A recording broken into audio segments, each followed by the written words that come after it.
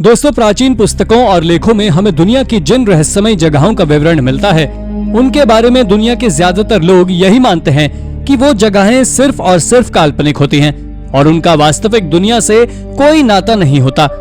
हालांकि ये तर्क पूरी तरह से सही नहीं है, क्योंकि पिछले दशकों में दुनिया के अंदर कई ऐसी रहस्यमयी जगहों की खोज हुई है जिनका वजूद एक समय पर सवाल बना रहता था। तो चलिए जानते हैं कुछ ऐसी ही रहस्यमयी जगहों के बारे में जो सच में दुनिया के अंदर एग्जिस्ट करती हैं। चलिए शुरू करते हैं आज की इस मजेदार वीडियो को। नंबर 10, स्कारा ब्रे। दोस्तों, दुनिया में हर किसी को यह जानने में काफी इंटरेस्ट रहता है कि आखिर नियोलिथिक एरा में लोग किस तरीके से रहा करते थे। इस बात को जानने के लिए आर्कियोलॉजिस्ट हमेशा ही रिसर्च और एक्सकेवेशंस कर कोशिश में जुटे रहते हैं।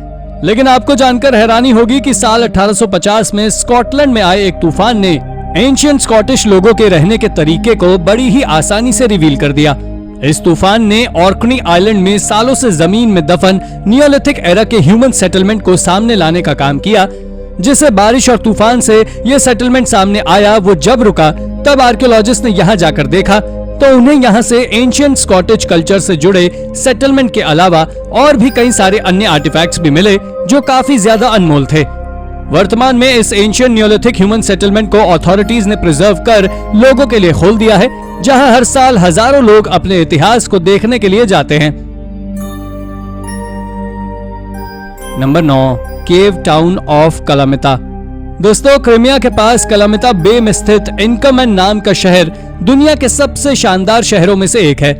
बाइजेंटाइन एम्पायर के रूलर्स द्वारा बनाए गए इस शहर को पूरी तरह से पहाड़ों की क्लिफ्स में बनाया गया था।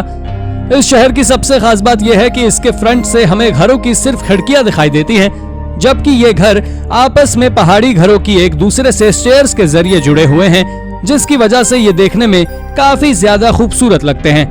इस जगह पर क्रिश्चियन कल्चर से जुड़े हुए कई ऐसे मॉन्यूमेंट्स हैं जिन्हें बाइजेंटाइन्स ने इस जगह पर बनाए हुए थे।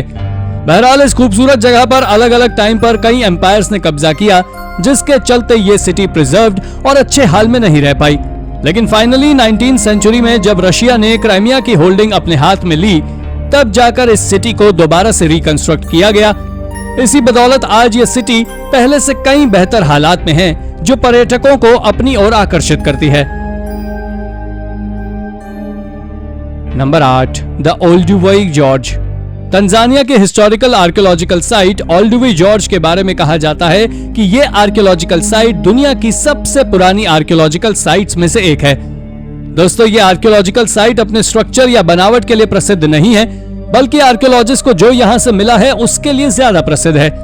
ये काफी शॉकिंग है कि आर्कियोलॉजिस्ट को यहाँ से होमो सेपियंस के एंसेस्टर्स के रिमेन्स मिले हैं। उन्हें इस साइट से 1.9 मिलियन ईयर्स पहले के कई ह्यूमन रिमेन्स मिले हैं, जो काफी ज्यादा रेयर हैं। ये सब चीजें जो जहां से मिली हैं, वो इस साइट को ह्यूमन एवोल्यूशन हिस्ट्री की नजर में काफी ज्यादा इंपॉर्टेंट बनाती है और वर्तमान में इस साइट को तंजानियन गवर्नमेंट द्वारा प्रिजर्व किया गया है, जिसके management antiquities division ministry of natural resources and tourism के पास है। Number 7, the Greek town of Akrotiri. Greece के सेंटोरिनी स्थित आर्कियोलॉजिकल साइट एक्रोटरी के बारे में आर्कियोलॉजिस्ट कहते हैं कि ये शहर आज से करीब 3500 साल पहले काफी समृद्धशाली और एडवांस हुआ करता था, जिसकी दीवारों पर खूबसूरत चित्र और आर्ट्स की झलक नजर आती थी। शायद ही आपको मालूम हो कि 16वीं सेंचुरी बीसी में इस जगह इरप्ट हुए एक वॉल्केनो ने इस शहर को पूरी तरह से बर्बाद कर दिया और ऐश की एक बड़ी पार्टी के नीचे दबा दिया। इसका हाल कुछ वैसा ही हुआ जैसे कि माउंट वेसुवियस के इरप्शन की वजह से पोम्पई का हुआ था। बहरहाल ये शहर हजारों सालों तक ऐश की परत के नीचे दफन रहा, लेकिन जब 1967 में सुएज कैनाल को बनाने के लिए इस जगह खुदाई की गई, तो इस शहर की एक दीवार लोगों की नजर में आई। बस तब से लेकर इस शहर का एक्सकेवेशन किया जाने लगा, जिसमें आर्कियोलॉजिस्ट को सफलता हाथ लगी और उन्हें इस शहर से जुड़े कई एंशिएंट आर्टिफैक्ट्स मिले, जो अब अथॉरिटीज द्वारा प्रिजर्व्ड हैं।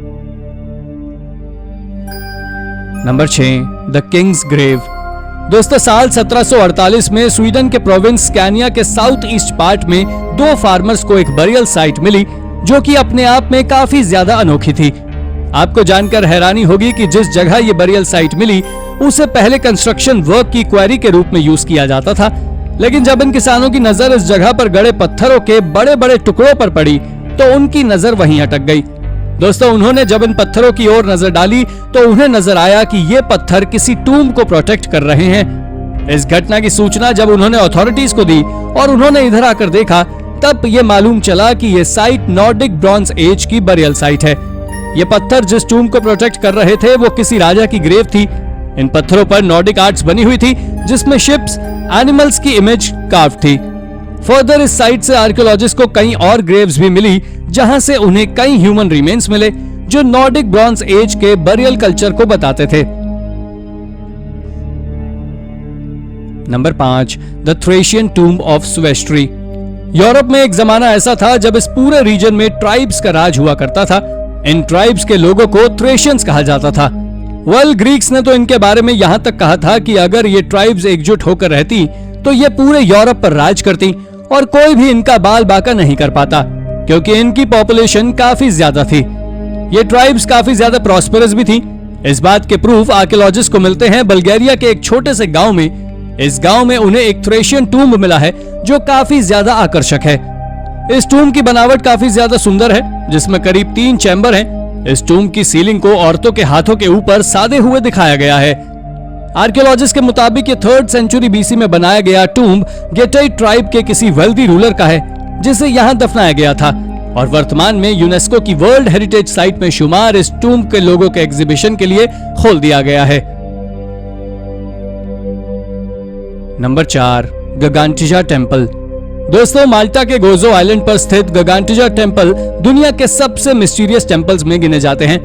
दरअसल ऐसा इनके लिए इसलिए कहा जाता है क्योंकि 3600 बीसी से लेकर 3200 बीसी के बीच बनाए गए इन टेम्पल्स को बनाने में काफी बड़े चूने के पत्थरों का यूज किया गया था, जिन्हें उस जमाने में किसी आम इंसान के द्वारा उठाना लगभग असंभव था।